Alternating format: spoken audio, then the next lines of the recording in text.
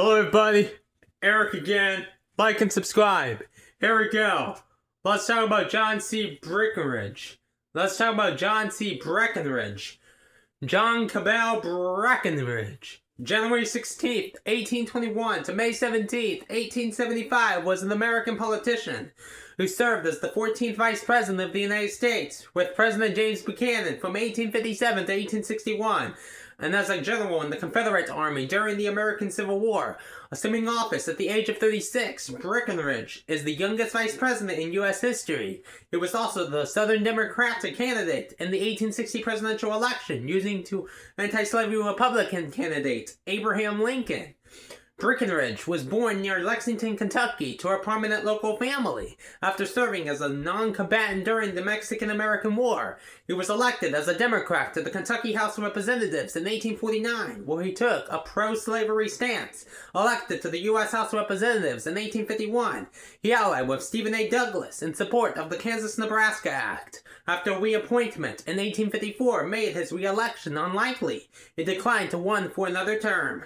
He was nominated for vice president at the 1856 Democratic National Convention to balance a ticket headed by James Buchanan.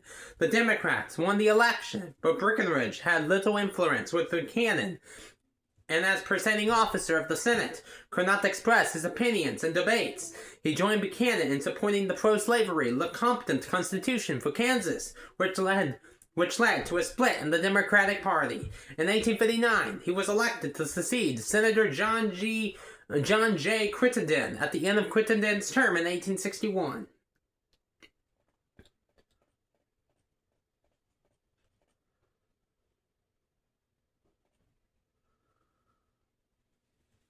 After Southern Democrats walked out of the 1860 Democratic National Convention, the party's Northern and Southern factions held rival conventions in Baltimore that nominated Douglas and Breckinridge, respectively, for president. A third party, the Constitutional Union Party, nominated John Bell.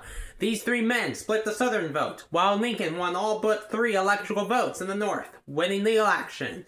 Breckinridge carried most of the Southern states, taking his seat in the Senate. Breckinridge urged compromise to preserve the Union. Unionists were in control of the state legislature and gained more support when Confederate forces moved into Kentucky. After fleeing behind Confederate lines, Breckinridge was commissioned a brigadier general in the Confederate Army and then expelled from the Senate.